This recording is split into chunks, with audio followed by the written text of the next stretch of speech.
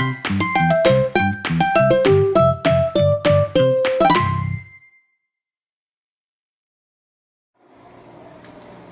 guys, good evening. This video is just a short video because I will only discuss on what are the functions of a grinder.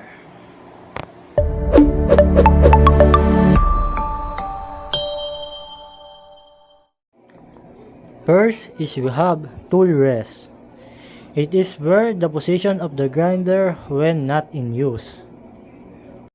Second is we have off-on switch, a switch to switch the motor on and off. Third, electric cord. With the plug, it is used to connect the drill to the electric supply. Fourth, cord strain reliever. It prevents the electric cord to suffer from strain during and after operation. Fifth, switch lock. A button which can keep the switch in on position. 6. Handle. It is held by the operator when operating for better performance.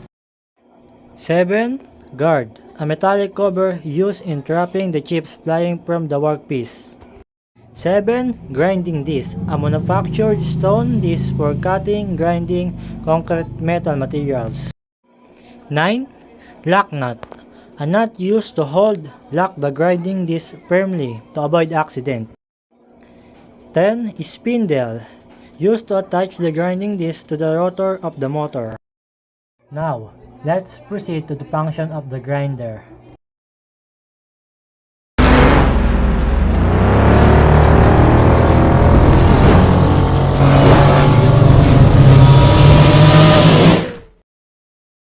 We are on the function of angle grinder, but first, what is an angle grinder? An angle grinder is a handheld power tool that can be used for a variety of metal fabrication. That's it. What is the common use for angle grinder?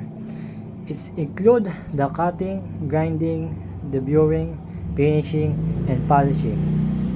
And that's it. And that is for today's video. See you soon.